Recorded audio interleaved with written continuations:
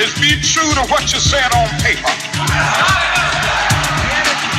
The faith, the devotion which we bring to this endeavor will guide our country and all who serve it. By any means necessary.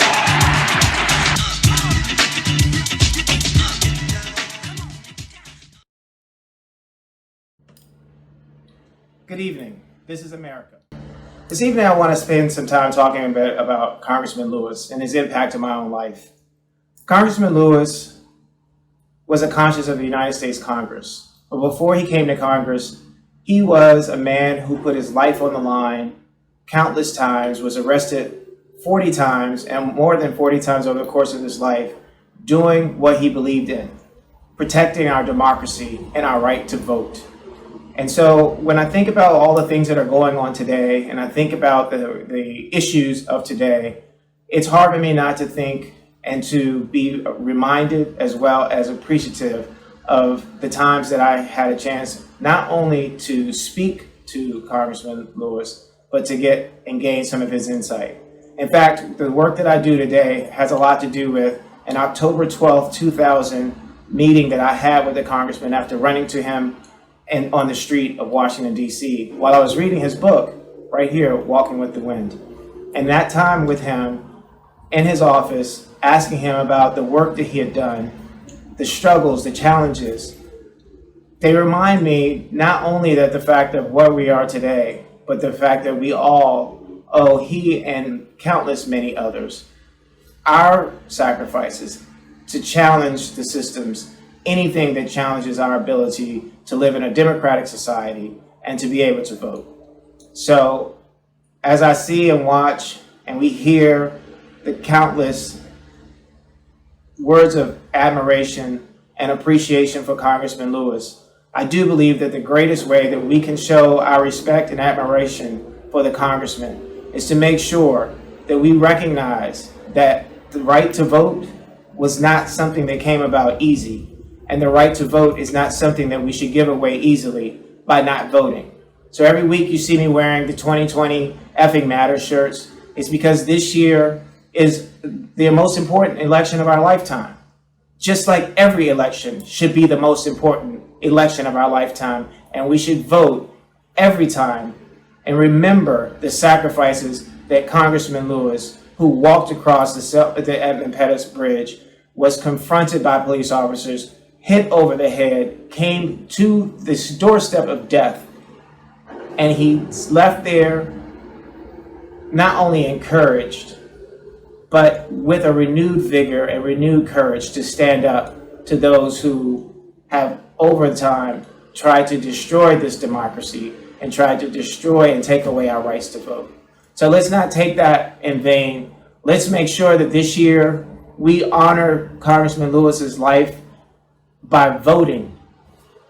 And so that on November 4th, 2020, I believe that he and many, many others will be looking down on us with great pride and admiration that we stood up, that we went out, that we voted in numbers that were too large to manipulate. Thank you, Congressman Lewis. Thank you to your staff. Thank you to your family. Thank you to the countless many others who made it possible for people like me and many, many others to have the right to vote. All right. Good evening, everyone. This is the Chalkboard Conversations podcast presented by Party Politics US. I am ready tonight. I'm very excited about the guests that we have and want to get right to the show. And with that, I want to thank Mrs. Cora Masters-Berry for joining us this evening for this conversation that I really believe is going to be incredibly robust. So thank you so much this evening for joining us, Mrs. Berry. Well, thank you for inviting me. It's my pleasure. I want to tell our audience that you are the founder and president of the Southeast Tennis Learning Center right here in Washington, D.C. And, you know, I think it's a magnificent facility. I think the work that you're doing, serving 15,000 plus of our underserved youth in the city is amazing. It's amazing work. It's necessary work. I want us to have an opportunity to talk about that tonight. But before we get into that part of the conversation, over the last few days, we lost two really big heroes within the civil rights movement. We lost C.T. Vivian and Congressman John Lewis. And these two men were integral parts of the civil rights movement who participated in freedom rides and worked alongside Dr. King. And your late husband, for whom I refer to often as Mayor Barry, also worked alongside these men, and he made incredible contributions to our country in regard to racial disparities, in regard to voting. And I credit him as giving me my first job with the Summer Youth Employment Program. We used to call it SYEP. Before we go into our conversation, Mrs. Berry, I want to share a video about Congressman John Lewis talking about Mayor Berry, and then come back to you and let you share some thoughts. All right. I don't see the video coming up, so we'll come back to that. But the video, I think, it's a really powerful video, Ms. Berry, in which Congressman Lewis is talking about Mayor Berry. You want to talk a little bit about what was in that video? Well, first of all, John Lewis, we were talking because they were getting ready to unveil a statue, 10-foot bronze statue of Marion in front of City Hall, right on America's Main Street, Pennsylvania Avenue. And I desperately knew that Marion would want John and Jesse and Andy to be there. But John, it happened to fall on the weekend of the Selma March. So you know that he couldn't be there. So he wanted to do a video. So the video that was shown was like edited a lot because he talked a long time. And I think the most important thing that people don't know that he said was, Marion was the first national, one of the founders. Ella Baker was the first founder, first president of the first national president of SNCC. And John was a few years behind him. So Marion, for all intents and purposes, and he discusses this in the video, they look up to him. They relied on his wisdom, and he talked about that. The person that succeeded Marion was my heart, Stokely Carmichael, Kwame Ture, and he used to, you know how Kwame talked. He talked real fast, and he would say, Marion Barry was my first boss, Marion Barry was my last boss. So it was Marion, Kwame, two other people, and then John came in at SNCC in terms of taking over the presidency of it. So they had a great relationship. They were on the ground, freedom fighters, bus freedom rides, sit-ins, demonstrations, protests, both on the front line. John, a few years younger than Marion, and followed in his footsteps, and has a deep affinity, had a deep affinity for him. Well, they had a deep affinity for each other. I mean, when I sit with Marion, and when I have sat with Marion and Jesse Jackson and John Lewis and Andy Young and just different ones from the movement, it's like you're walking in history, and they just talk so easily about, oh man, you remember when that cop came around and they put those dogs in us. Oh yeah, man, that's when you ran. No, I didn't run. It was history. And now that they're gone, I mean, Jesse's still here, bless his heart. It breaks my heart because it's such great history. They're gone too soon. I know they lived a long life, but not long enough. Yes, to have ma'am. history among us. That history among us. It's such greatness. I think the video may be ready. I'm going to give it 2 seconds to see if Betty can get us rolling with the video. If not, I also want to come back and talk to you about there we go. I first met Marion Barry when he was a student at Fisk University in Nashville, Tennessee in about 1959. He helped hold the Nashville student movement together. He thought we should be out there and saying, in effect, that when we saw anything that was not right or fair, we had a moral obligation to speak up and to speak out. He was elected the chair of the Student Nonviolent Coordinating Committee, became the national chairman. He became our voice, our face to the American public. He emerged as a strong student leader. And during the summer of 1960, He probably was the first college student to speak at both the Democratic and Republican National Convention. He wanted to be part of an effort to help shape and mold the lives of people and to give those who have been left out and left behind a sense of hope, a sense of optimism. If it hadn't been for Marion Barry, this unbelievable son of the South, and later one of the favorite citizens and leader of Washington, D.C., I don't know what would have happened to many young people in Alabama, in Mississippi, in Georgia, in Tennessee. He never gave up on any of us. He pushed us, he pulled us. But in spite of his background, his history, growing up very poor in rural Mississippi, a little town called Itabena, he never allowed anything to hold him back. He dreamed dreams.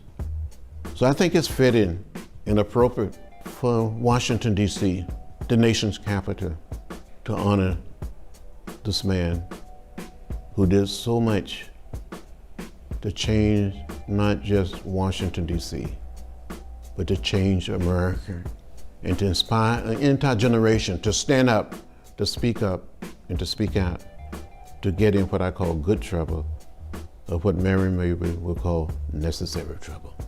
And I don't think we will be so lucky or so blessed to see another Marion Barry pass our way. Yes, Mrs. Barry, that video, thank you so much for sharing that. And we were talking about Stokely Carmichael, Kwame Ture, right before we went to the video.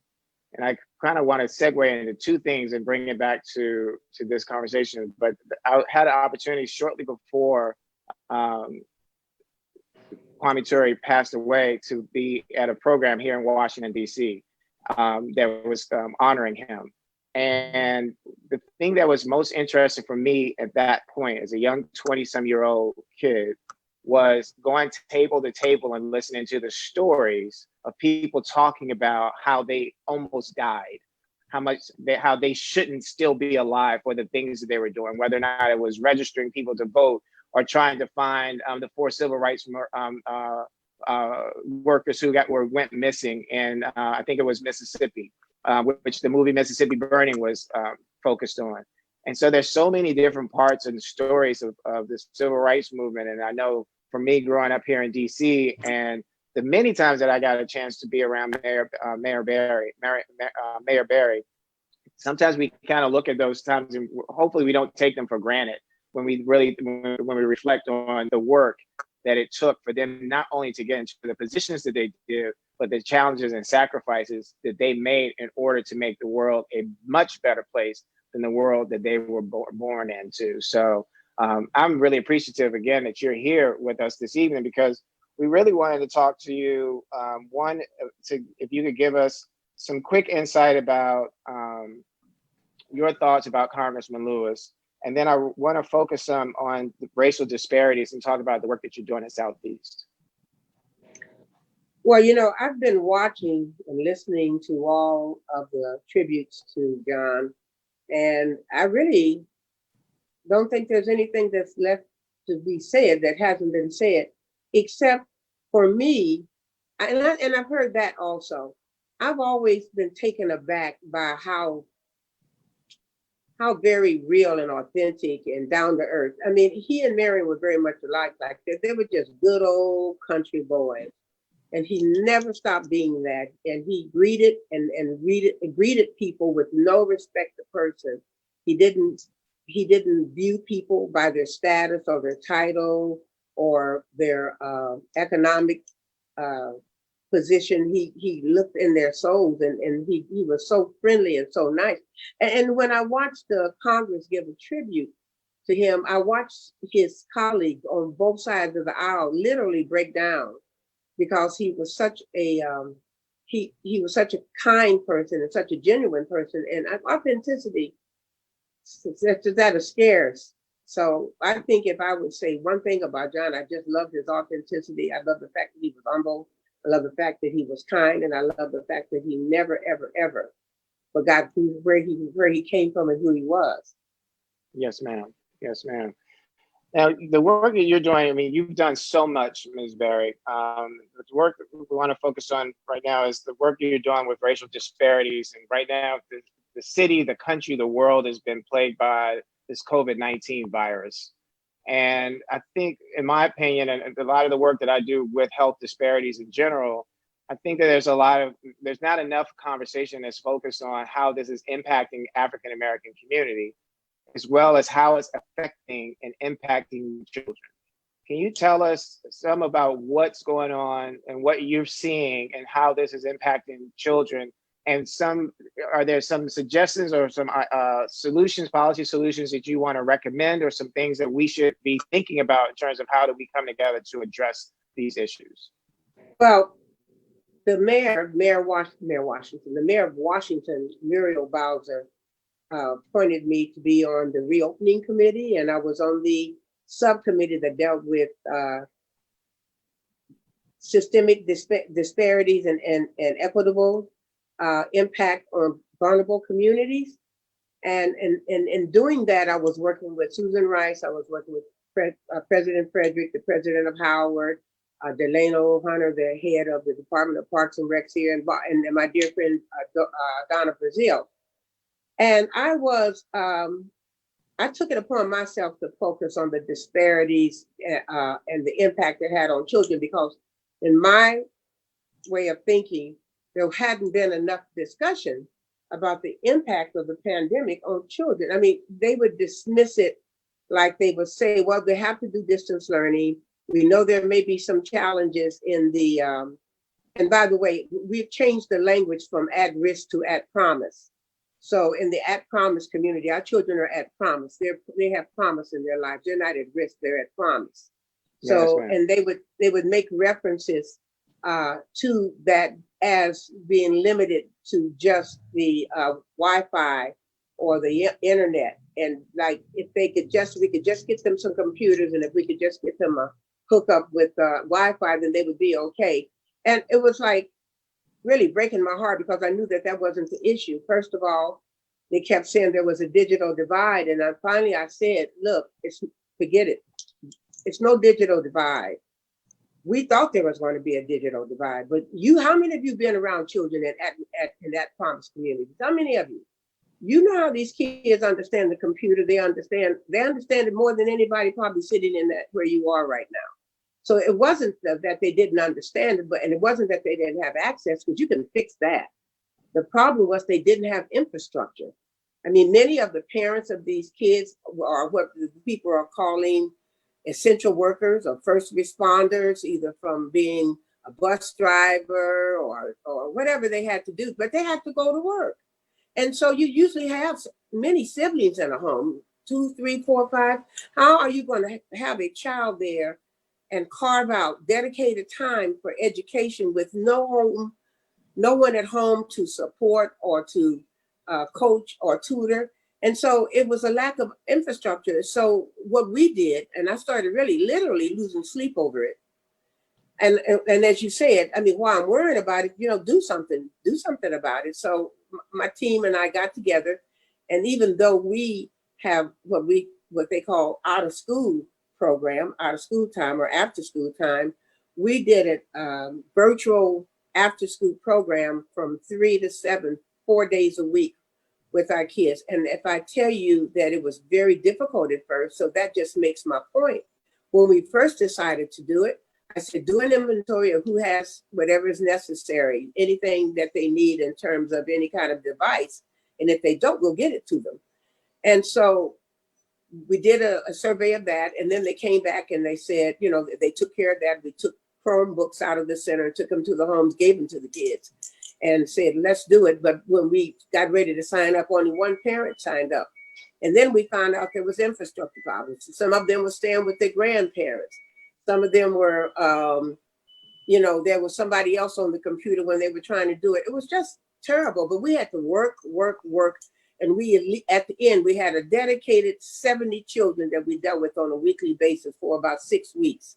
And so in doing that, I felt somewhat better that they weren't totally without instruction, but that's just 70 kids out of how many?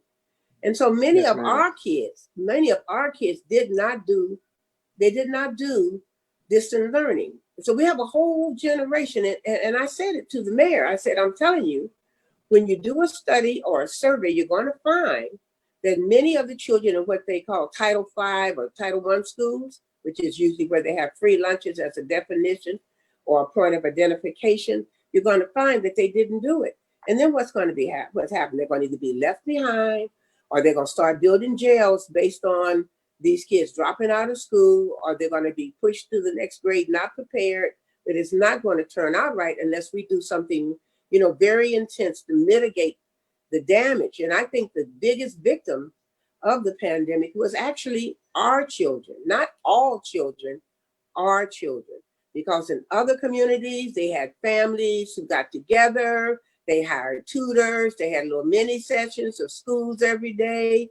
They had the means and the opportunity and the access to mitigate it in a very real way. Or like my granddaughter Zora, she had two working parents, but they had the kind of jobs where they teleworked. So they were there at home with her and were able to make sure that she had a very consistent schedule. That's not the average child in our at-promise communities. So Yes, ma'am. I've made some recommendations. We're working on some things.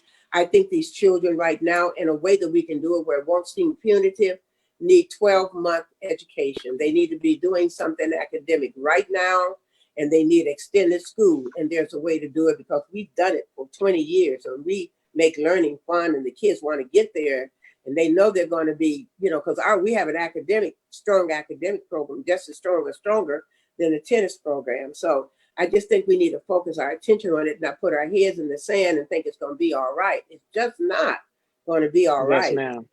Yes, ma'am. Thank you for that. I want to ask you how people who are watching and will be listening later to the podcast, how they can find the center, as well as if there's an email address, and then not email address, website. And what we're going to do is we're going to bring on our next guest, and then we're going to bring you back onto the larger conversation so that we can also continue this part of the conversation. But if you want to tell people how they can find the Southeast Tennis Learning Center. Well, first of all, we're in Southeast Washington on Mississippi Avenue, 701 Mississippi Avenue. You won't miss it. It's a phenomenal building. Our email address is rwlc@recreationwishlist.com. R Raymond Water Lucy Cora at recreationwishlist.com. And our website is www.recreationwishlist.org. Okay, great. So we're gonna put you on hold for 1 second. I'm gonna bring on Representative Lamar, and then we're gonna come back and we're gonna have a robust conversation with my other co-host. All right. Representative Lamar. Hello. Representative Lamar how are you? Good. Can you tell our audience a little bit about you, Representative Lamar? You are the youngest member of the Tennessee Legislature. General Assembly. Yep. General Assembly, I'm sorry, the General Assembly. You were elected to office in 2018. I thought when I was reading some things about you, I found that you and your primary, you had 100% of the vote. I don't think I've ever heard anything like that. Like, I guess you ran unopposed. And that in the general, yeah. In the general, yeah, I had a tough primary, but a very easy general. Okay, all right. And you and I want to kind of tell folks, you and I met in December at the National Black Caucus of State Legislators annual conference in Fort Lauderdale. And you did a great public service announcement on multiple myeloma. So thank you again for that and for doing that. And you impressed me from the start. And I have to tell you something about Tennessee. So Representative Lois DeBerry I learned so much from her. I learned so much from her about history. I learned so much from her about policy. I learned so much about, just people. And when I met you, and as I'm getting to know you better, I feel like, I don't know, when we have like these trailblazers, it's hard to ever say we can feel their footsteps, but you are such an inspiring force. And to see the things that you've already done in 2 years, as a legislator, I'm so impressed, and I'm so excited to continue watching and seeing your progress and what the things that you're going to do. Thank you. So with that said, what also caught my attention was the work that you have been doing with the legislation to remove the bust of Nathan Bedford Forrest. And I want to talk about that. But before we get into that, I want our audience to get to know a little bit about you. Like, Okay. what is it that moved you to run for office in Tennessee, of all places?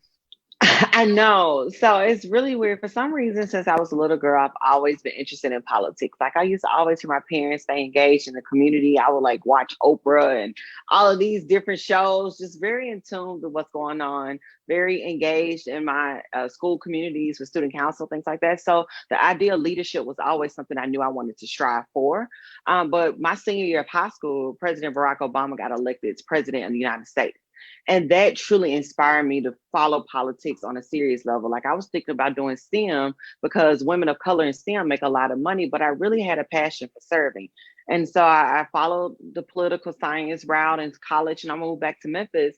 I couldn't find a job, but instead of staying at home, I decided to get engaged with the community and start volunteering on campaigns and getting involved in the Democratic Party. And for me, what I saw was a lack of representation that looks like me. It was no young people involved. And I had a problem like that with that because these are major stakeholders, and it wasn't that hard to get engaged with them by showing up. And so why aren't young people engaging with these people and having meaningful conversations and initiatives about how we can really build this city so that it works for the next generation coming up?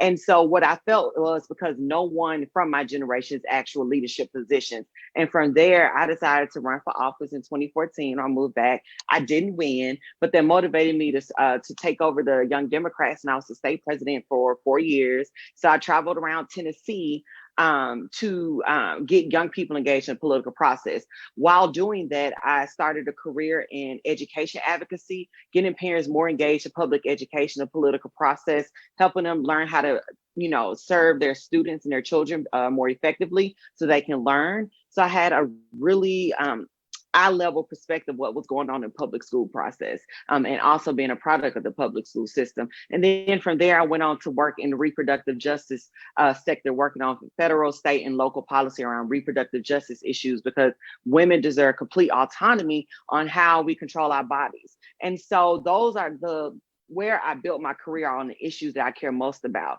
It's not just because I was able to work in those, but these are my lived experiences when it comes to reproductive issues and when it comes to really supporting public education as a product of the public schools, and also coming from a single parent household and having a job since I was 16 years old. And so when I say I'm invested in this city and in becoming a young person who wants to contribute to society with the call to leadership, I felt like when this open seat was an opportunity for me to run in my home district, why not? My whole career and everything I've been doing has been around state level politics anyway. Why not serve and inspire other young people to come behind me and serve as well? So now in 2 years, you've sponsored 16 bills, co-sponsored 48, and co-sponsored 65 resolutions. That is a lot of work in 2 years. Thank and among you. those things, so right now what we see is this groundswell. Before I was talking to Mrs. Barry, and we wanted to kind of try to talk a little bit about the history of what happened. Civil rights movement, but before the civil rights movement, there was a whole lot of other work that went along. Now we have the Black Lives Matter movement, and I saw some of your social media footage of some things, I think outside the state capitol, with some of the protests that were going on. I'm assuming that was in Nashville. Tell us what your thoughts have been now. You were an advocate, now an activist, and your career Now you're on the legislative side. What is it that you're seeing? What is it, some of the things that you think that other legislators and people like me who are just private citizens, what is it that we can be doing to continue to move these things forward so that we're not having to come back like my mother talks about, that she's talking to her grandchildren about the same things that she was dealing with 50 years ago, and now they're the same age as she was when Dr. King died, having to revisit the same things as it relates to racial disparities in this country? Absolutely. That's a great loaded question. And I'm gonna definitely try to answer that in parts to really kind of give you a full circle of my perspective. But what I want to say is, yes, the Black Lives Matter movement for me is the civil rights movement of my generation. I felt like every major civil rights movement addresses something significant when it comes to racism. When we think about the civil rights movement in my grandma's area of MLK, they were fighting direct racism where Black people couldn't walk in the same store as white people or sit at the same lunch counters. Now that we're past that, my generation is unlocking the fact that we may not be telling Black people they can't come into the movie theater or this restaurant, but we also understand that these things have been taken to back doors and become systemic. And we've created a system where Black people can't thrive, where we can't get jobs. We're cycling down a life of poverty where, you know, drugs are put in our community. Then all of a sudden we're tightening drug laws. And that's a pipeline to putting Black men in prison. And then we're fighting those systemic issues and want to change the system so that our community can thrive too. And we're constantly not being oppressed. And so that's my role as a state legislator. It's like when I got elected, I was elected to change laws. I had to decide what was my role in this overall movement. And that's what I've been having conversations with people in my community. Understand what our role is in moving this overall agenda to stop the oppression of the Black community. And as a lawmaker, what I constantly try to do is have community conversations with members of my community and our grass tops organizations about what is it that we need to focus on right now in order to move the needle just a little bit. And I want to say a little bit because in this whole movement of what's going on and everything, it's a lot that we have to address. I remind people constantly, this is 400 years of a system built to oppress us that we're trying to now unpack. And so I don't want to sell you the expectation that I can magically change this system overnight and all of a sudden we're going to have equity and more racial justice in this country. No, we really are going to have to break down this system and take it part by part in order to figure out how we as a society are going to right the wrongs of this system so that everybody in this country can thrive, especially African Americans, since we've been here since the start of this country. But what I am proud to see is my generation marching, just like our grandparents used to march. It is a beautiful sight. Like, I remember standing out on the Capitol balconies before I had the ability to go down there with them and just crying to see so many young people like myself, like standing up and proclaiming power and wanting to change the system and being really, really educated on what is going on and how this system isn't working for us. And so what I'm hoping is to see that we can come together and put together a strategy. We can, you know, I'm always open to building more relationships with more people in order to figure out what are the things that we need to work on in order to continue to break down this system. But most importantly, I want people to stay consistent. You know, after all the march, like don't stop the marching, but also add strategy to that. But also understand, and most importantly, vote, and also understand that this is the most critical time right now for people in this moment to understand that we have a white supremacist in the White House, and that if we want to change the system, we have to get 45, in my personal opinion. Let me say that this is my personal opinion. We have to get 45 out there. But what I do want to encourage everybody, regardless of your political party, is that you vote because you have a civic obligation to do so. And our ancestors died for our right to vote, and we dare not disrespect them by sitting on our butts at home and not exercising our right to vote. I'm getting some notes right now from my producer saying that we've got to move to the bigger panel. But before I let you go, can you tell, and because we're going to bring you into the larger conversation with my co-host, but before we go there, can you tell our audience really quickly, I'm sorry, but we can talk about too when we get to a larger group, but I wanted you personally to talk right now about your efforts with this legislation to remove the bust of Nathan Bedford Forrest. Absolutely. And I'll quickly do that for the sake of time. What I did was my piece of legislation was to remove Nathan Bedford Forrest as a state holiday. So he has a state park, a state holiday, a bust in the Capitol, and several other memorials around the state. The reason why I went for the state holiday, because I think that is disrespectful for everybody in the state of Tennessee to recognize Nathan Bedford Forrest as a state holiday when he is someone who sold African Americans on an auction block and made millions in my hometown of Memphis, Tennessee. He also led one of the bleakest and the most terrible military operations at Fort Pillow, which killed over 200 Black people. And he was the first Grand Wizard of the KKK. He was a racist.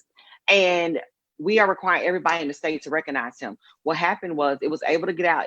It made it further than any Nathan Bedford Forrest legislation made it so far, but it was killed before we can get it to the House floor. But what the governor did was he proposed the same legislation, changed it where where he doesn't have to sign proclamations. So he was putting himself on having to recognize Nathan Bedford Forrest. Now it's on the legislature to completely do it. But right now, the Capitol Commission voted to remove the bus from the Capitol. That's step one of a two-step process where now we got to wait on historical commission to vote to remove the bus. If both bodies vote, so we have one or two, it can officially be moved out the Capitol and into the State Museum. So we got to keep on the pressure. But thank you for your work. Thank you for educating us. I had no idea about that until I saw it on your social media page. I know you're running for re-election. Do you want to tell people how they can find you and whether contribute or volunteer or do whatever they can do to help you make sure that you stay in office and win your election here in 2020? Thank you so much. You can contact me at londonlamar.com, LONDON, Lamar, LAMAR.com, or you can follow me on Instagram at LondonLamarTN, Twitter at Rep Lamar, and on Facebook, State Representative London Lamar. Thank you so much, and I appreciate your support. Thank you, Representative Lamar. We want you to stay with us. We're going to bring back Mrs. Berry, Seldom Seen, Earl Wyatt, and Nayada Cowherd, and we're going to have a robust conversation. So to my co-hosts, thank you all so much I know you all have been waiting patiently for us to get through, but I think that these conversations are necessary. I know I learned a lot. Hopefully you all and our audience has also been learning a lot, but I'm going to kick it right to Nayada and put her on the spot. What are your thoughts, Nayada, right off the bat? You've been listening to our conversations. Well, I love the idea, the fact that we have some historical perspective on what our community has done and set the platform for the future, and having London on to take us into the next century or this century, the rest of this century. So I love that. I love that idea. And I thank both of you for joining us, Mrs. Berry and Ms. Lamar. I appreciate you guys coming on and educating us. And yeah, I too learned a lot. Earl, what are your thoughts? Uh-oh. I think so. My first thoughts is that oh, can you hear me? Yes, sir. Can you hear me now? Okay, cool. Yes. My first thought is that this weather's had made my internet connection a little iffy for a couple of seconds there, so I'm just now joining back on. You keep going, come back to me. Sorry. All right, Seldom. Can you hear me? Again. Yeah, we know you can't. You just chomping at the bit. What you got? No. See, far from it. I first want to thank our former First Lady for being that beacon and reference point for anything east of the river in Washington, D.C. As a person who lives east of the river, you have always been the person that you will make sure that we are not forgotten once it gets down to City Hall. And I'm very appreciative of that from a multitude of different things, but creating the capacity and the programs that have allowed, little brown children, in Southeast DC to really kind of master and learn a new sport.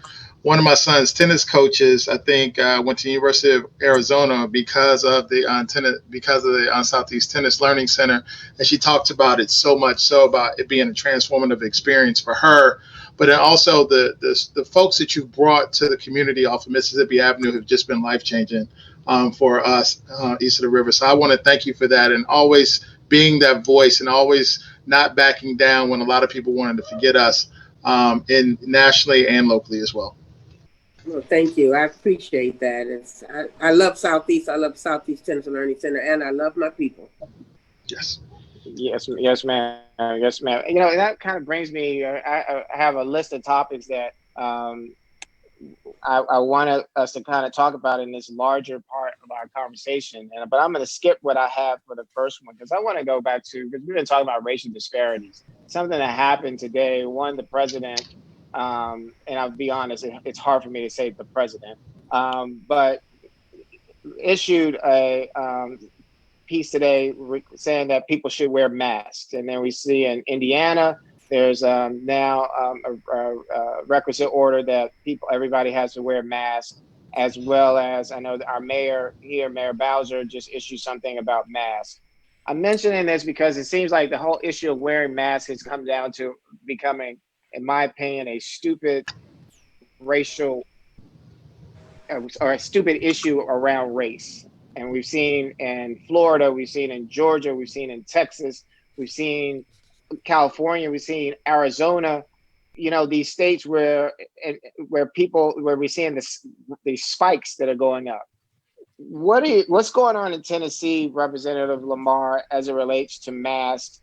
Is it going to be mandated there? What is your thoughts about lay of the land in terms of the fact that here we have a public health issue and that people are making this about wearing a mask? Oh, that's a great question because we definitely had a running debate about that at the Capitol when we was in session during COVID. You know, some legislators were showing that they truly believe this is a hoax. Some of their comments, they didn't believe the coronavirus was real. They don't believe in tanking the economy because of the coronavirus. And they showed that by not deliberately not wearing their masks.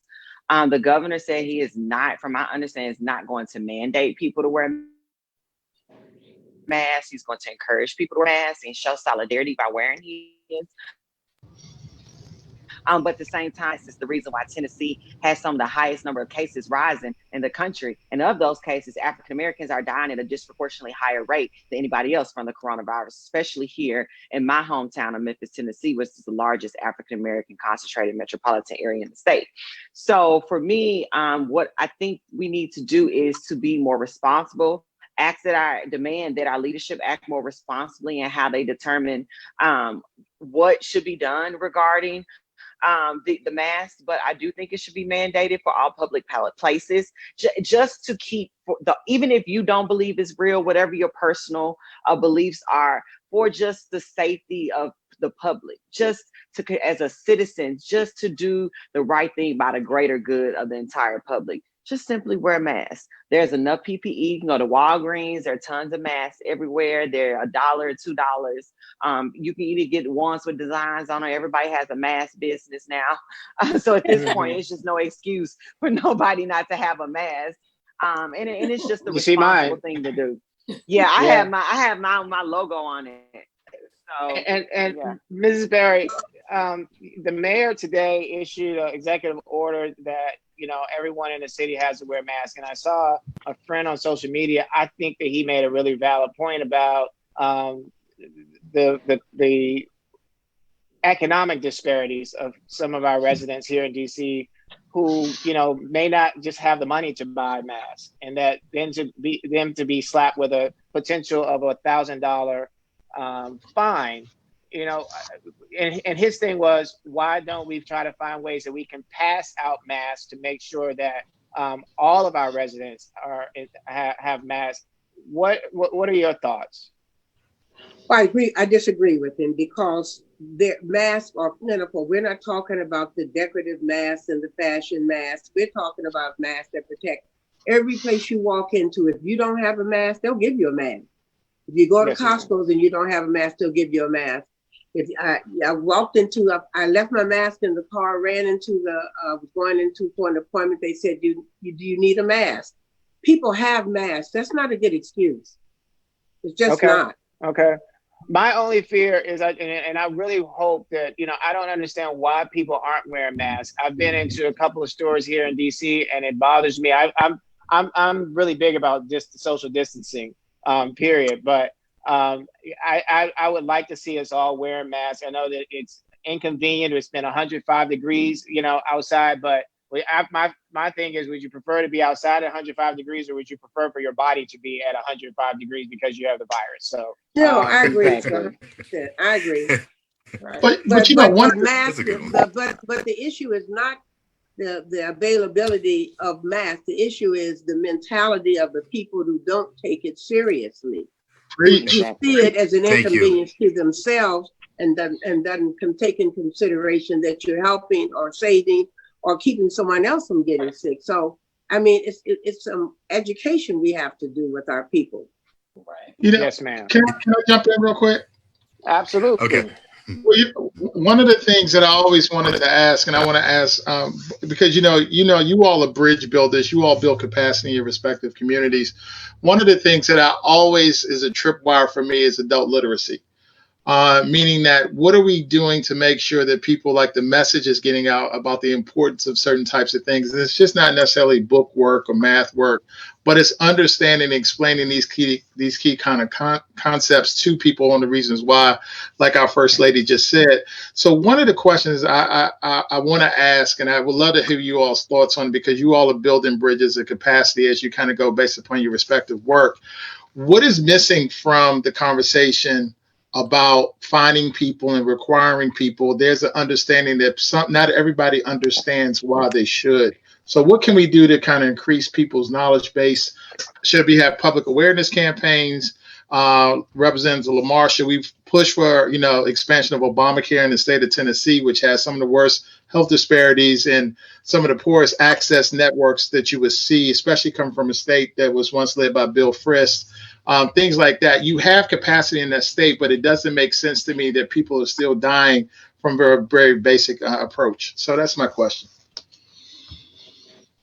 That's a great question.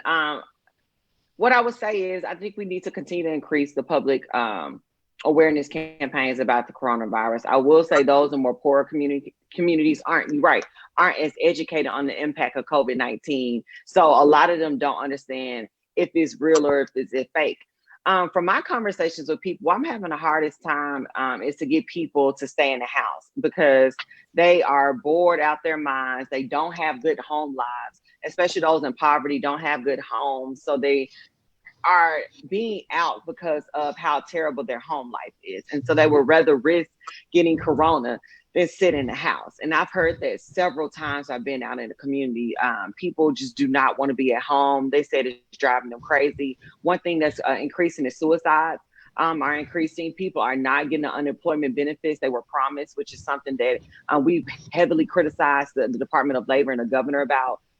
So it's more than just, not having healthcare access, but it's also a mental and emotional capacity to handle what's going on. And everybody's not handling it as well. So again, I do think there needs to be more resources and services sent out to these neighborhoods and these communities to help people deal with the isolation, to help people deal with the lack of infrastructure in their homes, the gaps in the unemployment and the gaps in the healthcare system. Tennessee refuses to expand healthcare. And right now we've seen over 125,000 people lose their healthcare since the start of the coronavirus, especially in those rural areas who barely have hospitals if they're under 45 minutes away. So it's not only impacting the urban and poor areas, it's also impacting the rural areas. But at some point, we're going to have to be responsible, not only as leaders, but citizens are going to have to be responsible. At some point, say, I'd rather protect myself. And if I want to come out of this quicker than we are right now, I'm just going to have to do the right thing, buckle down for a little bit until we can get past this. The world is suffering.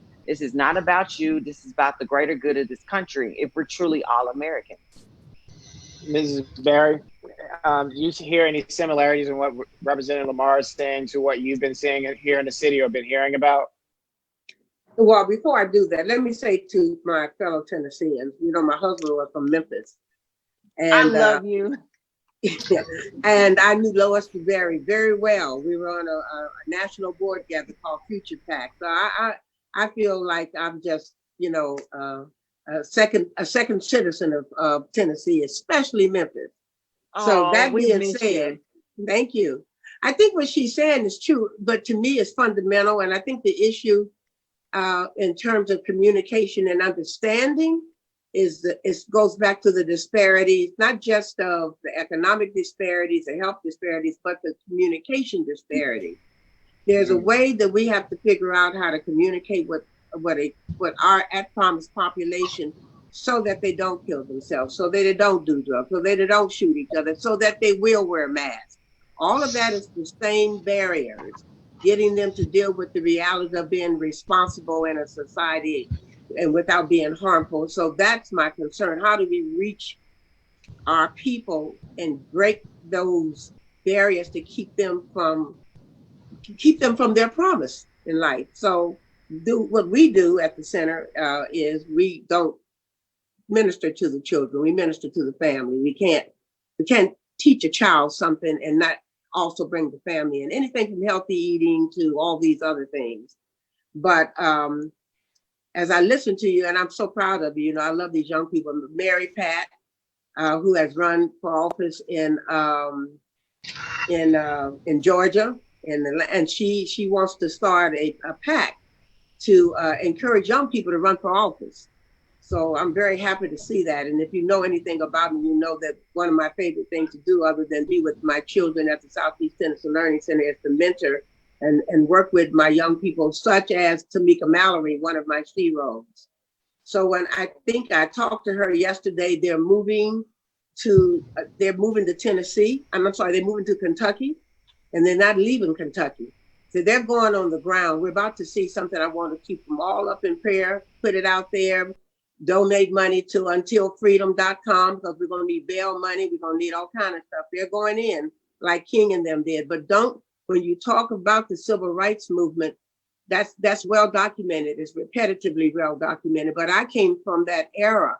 And why, as Marion and I used to argue about it all the time, why he was down there singing "We Shall Overcome," we were in the West singing Black Power, Umgawa. And I don't hear enough about the Black Power movement, about the Black Panthers and Fred Hampton, and all of that went on at the same time. So yes, we are seeing that. And my daughter, Lalania Masters, called me one day and said, "Mom, wow, you're living through a second revolution." I said, "Who would have thunk it?" But I am ready to go now. I have been worried for a very long time about our people, because no disrespect to the millennials and all of that, this generation right here, they have it in charge. They have it in check. I'm good. I'm ready to get in a rocking chair and drink my tea and smile, because I know we're in good hands. They're fearless. They're courageous. They're crazy. You know, yes, so when ma'am. people are like, they're just crazy, and I just love it, because I was crazy. I had a great big old bush, and I was Black Power, so I get it. And even in the middle of COVID, I did what you call adjacent protesting. I could not just be in the house, so I had to go down there and sort of stay on the side just to get that back in. Might be my last chance at it. Yeah. So I smile all the time. I get it. I get that generation, and I'm really proud of you and happy. And there's an inside strategy and the outside strategy. The outside strategy are the likes of a Tamika Mallory, and the inside strategy working within the system is Miss Lamar. So we got it covered. And I'm very encouraged and excited about it. If you need anything from me, let me know, because I'm really good at mobilizing. This is very Yes, I love you. Thank you. I'm so glad that you said that, because I do think it is really, really important to give our support to the next generation. I mean, and I was like you, I was not confident that they could handle it. Mm-hmm. I mean, there were a few years in there where I was like, oh, I don't know, we're not gonna make it. You're not gonna make it. But no, I mean, they have really shown up and showed out, and I am tremendously proud. And I mean, I do feel like you just said, and Dave Chappelle said, I'm fine sitting back here and letting them go ahead on, and I mean, I'm involved and I'm doing what I can do in my position. Clearly. But I feel confident that they can take the baton and run. They got it. Yeah, they got it. Earl, you've been mighty quiet. I know. Ooh. Have been, and I was laughing about the fact that normally my bigger thing is to be concerned about. I've got a point I want to get in. Today, I'm actually really just enjoying being a spectator of the show. One thing though, for Mrs. Berry, where the way I see things happening right now, I think it's a product of this social media generation everybody's very emotional and everybody's very honest and they're transparent about how they feel about everything, which has made it so that when people start speaking about police misconduct, you don't have to be Black to have not already been conditioned to listening to other people's emotions all day, which in some weird indirect way just happened to be the catalyst we need to get a message to explode. I was going to ask, having been through this the first time, what do you think were the social dynamics of the original civil rights era that made that the moment, that thing, like that was a catalyst that made it happen? I know now it's a lot of people who are really worried about memes and getting a certain number of likes, and for some reason that translated to propagating these videos that now we're all watching.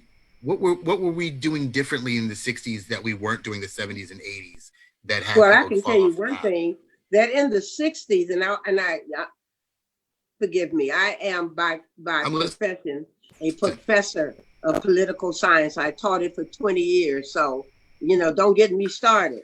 That's but the right in person. the 60s, No, what I'm trying to happened in get the you 60s, started. there were five movements that were going on. You hear a lot about the civil rights movement, but it was the civil rights movement, it was the Black Power movement, it was the liberation, the women's liberation movement, it was the anti-Vietnam movement, and it was the student unrest movement.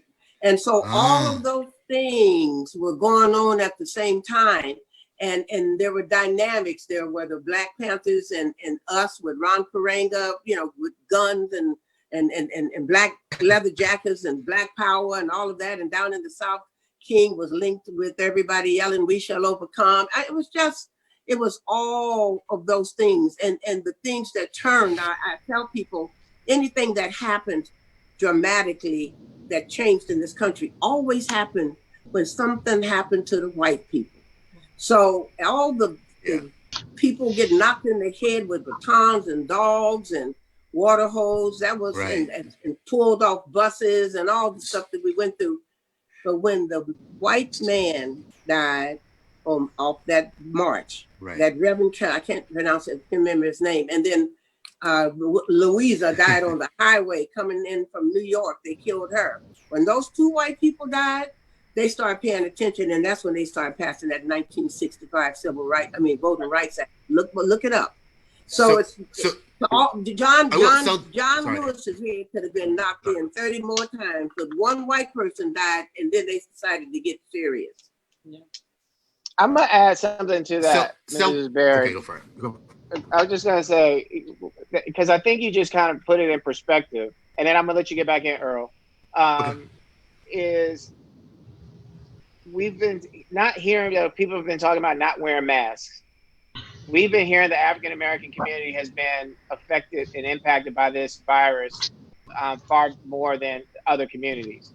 But now you see these upticks or these surges that have happened all around the country, and all of a sudden now the president is talking about wearing masks and washing your hands, all the things that he could have been talking about before.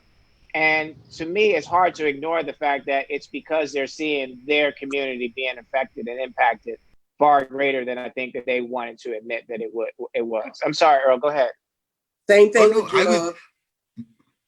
I'm sorry? Same thing with drugs. There's an illness now. Yep. You get treatment now. Right. Now, most of our people are in jail. Right. So what I'm hearing is whenever the mainstream kids can't find jobs during the course of the summer, we actually get the civil rights boost we need. That's what's happening. Yeah. But I appreciate it. And I also appreciate your work alongside. But putting it in that perspective, I just had to wonder, who has to get emotional for things to happen? And it seems like there's that's a very interesting question. Of the population that when they are very emotional. Mm-hmm. Well, same thing. The worst thing I actually have to say, the worst thing that I've ever seen in my life, and I don't think I saw it but once but twice, was, and it's hard for me to even say it without getting a knot in my throat, was that white man's knee. As he tortured that brother. I am not a dramatic person, and I was in the house by myself and I screamed. It was so much pain watching that, but the world watched it too. And that right there triggered. everybody else's experiences came to life. Because, you know, as I told someone, police brutality is not restricted to Black folks, but they kill us. But they run over everybody's rights. Right. So when they knocked the white guy down in Buffalo, and then they stepped over him, someone said to me, "Well, that lets you know that they're not discriminating." I said, "No. If it had been a Black man, they would have knocked him down, kicked him, beat him, and just about killed him. Now that is the difference." But everybody has those experiences of having a militarized police force that is disrespectful at work, at best, and you know, just gun-toting terrorists at most. And so when they saw that, everybody saw themselves, saw something happening, and it was just time. God said, "Okay, now I'm gonna keep you in the house. I'm gonna make you sick. Now I'm gonna rise you up. Yep. So you can, when this thing gets straight, the right people will be in charge, and a lot of things would have changed." Yep. All right. I'm gonna let my co-hosts, if you all have like a closing piece that you want to say before we go into our lightning round. And our lightning round for our audience is when I ask a question and we go around the panel real quick and you can give a quick answer. So, Miyata, what you got? No, I mean, I think Mrs. Berry said it best. I mean, eloquently, and you know, it was a great final word. Yep, that's exactly where we are right now. We've been in the house, and now it's time to make moves. Seldom. I second what Yaya said. I totally agree that our First Lady kind of is closing us out the right way in terms of our awareness and participation, but then also the concept of the Southern concept of sitting on the front porch and watching, which means that the young folks need help. We will rise from our chairs and walk into our front yards and help them. That's the metaphor that I drew from her comments, and I am on that porch waiting to be called. So thank you. Earl. I actually just want to say thank you to everybody who joined the show tonight. The contributions were awesome. I didn't know about Representative Lamar before I was doing my research for the show tonight. I'm a fan now. However we can help, or if you know of any way, that goes for you as well, Mrs. Berry, but I think you knew that already. And before we end our show and I go to a lightning round, I want to give both Mrs. Berry and Representative Lamar opportunity if you have any final words. And when you give those final words on this topic, this round, if you also could again repeat how people can find you, because I think that's really important that people know how they can find you. Representative Lamar, you want to go first? Sure. I just want to say, first and foremost, thank you all so much for inviting me on your podcast. I've really enjoyed the conversation, and I had the opportunity to sit here and be with First Lady Berry. It's just awesome. I'm just so excited. But I want to say, for the most part, I want everybody who's listening to remember that, you know, this fight for racial justice is a marathon. It's not a sprint.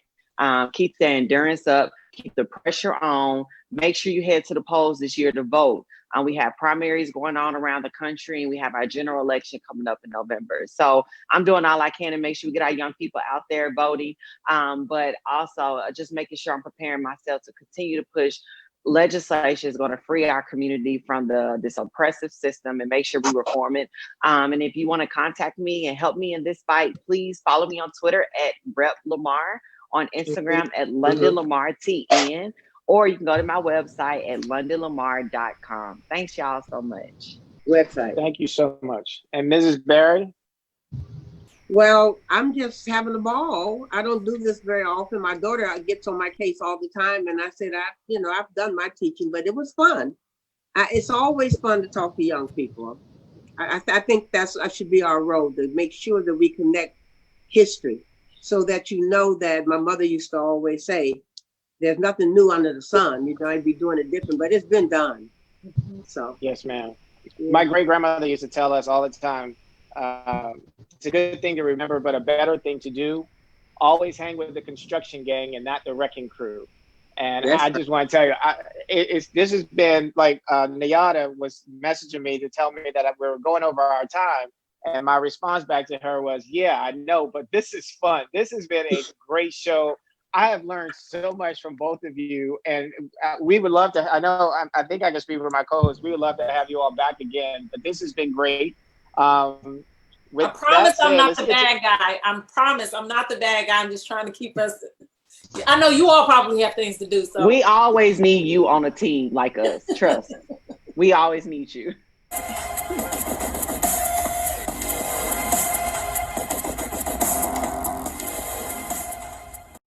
gonna talk about the president said he wished. So yesterday in his press conference, he said he wished Ghislaine Maxwell well, which, in my opinion, if I was her, it would scare the hell out of me. You know, just go get one of those house. What do you think? Just get that. What do you think we're gonna learn from her, or will we even get to that? Will she just disappear? I don't think that she's going to just disappear. I think that would be far too obvious. However, I do think that they probably will get to her on what she's going to share. So I don't think that we're going to get that bombshell that we think we're going to get, or we know exists. I don't think it's going to happen, unfortunately. Okay. Oh, go ahead, I Sal. think this. Oh, go. Either one. Which Earl? Earl? On you. Okay, I'm jumping in, Sal. Yeah, we're talking about Ghislaine Maxwell, right? Yep. Yes. I think this is just the progression. It's a natural progression of whoever Heidi Fleiss's notebook was supposed to tell us about 25, 30 years ago. Like, it's the same thing. Is she going to drop names? Will she? Won't she? They never drop names, and because they never die. I mean, like, just it's not going to happen. She's confessing So I'm with the people who are guilty. Well, can I jump in? I just want to say, I just want to say this: the DC Madam scandal had reverbed in this town in a way that we did not. It was not fully magnetized. It was not fully embraced. But a lot of things changed in DC because at one point DC, I used to always call it you could come to DC and be in anything that you wanted to, and nobody really cared. And but I think I'm sorry. I got you. Okay. I think it's going to be a lot more. I think that she had enough time to be on the run to see what happened to Epstein. That she's put some things in place that are going to have an impact, far-reaching impact on some elected folks here in DC. All right. London, Representative Lamar, Ms. Barry, you all want to get in on this? What are your thoughts? Nope. You know what? Mrs. Barry, Mrs. Barry, I like Rep. Lamar 2 times now. Any thoughts on any of this? I don't care about it. Okay. And actually, to be honest with you, I feel like this has been going on so long that I'm just like, whatever. If something comes out, I'm gonna listen. But I just want it's a bad soap opera. I just want it to end. I want examples to be made so that, because children suffer, and that's the thing for me. Like that's why this matters to me, not because of the gossip of it or the drama of it or the soap opera of it. It's about children who are still being sold to nasty people. Like, and that has to stop, and it's not going to stop if people are not caught. And that's I mean, unfortunately, I think that's a really, really uphill battle. I think this is one of the worst kept secrets of pedophilia rings. Like, why can they not be exposed and infiltrated? I mean, because it's such powerful people that are involved, and it infuriates me that this is the case. And so that's why. Is this about the judge that was whose husband's son was killed? That was terrible. And we wanted to talk about that tonight. We kind of skipped over that, but yeah, that one, the judge, Judge Esther Salas, her husband was shot, and her son was killed. But Ghislaine Maxwell is the one, Mike Epstein's right hand. That was the woman. Okay. And now they caught her and she's in custody, and they keep rotating her jail cell so that they can't find her because everybody believes that Epstein was murdered instead of committing suicide. And so that's She's not going to talk. I don't think so either. She'll have to shut I don't think before so she either. talks. She ain't saying. I don't think so either. I guess we'll come back to this and we'll talk about this again next week. I want to thank our guests tonight, Mrs. Cora Masters-Berry and Representative London Lamar. Thank you so much for joining us this evening for this conversation, for the taping of our Chalkboard Conversations podcast. To our audience, if you want to listen to past episodes of Chalkboard Conversations podcast, please go visit spikefish.radio. You can also find us on iTunes and YouTube, and we are out. This is Chalkboard Conversations podcast presented by Party Politics US. Thank you all very much. Thank you guys. Bye. Ah.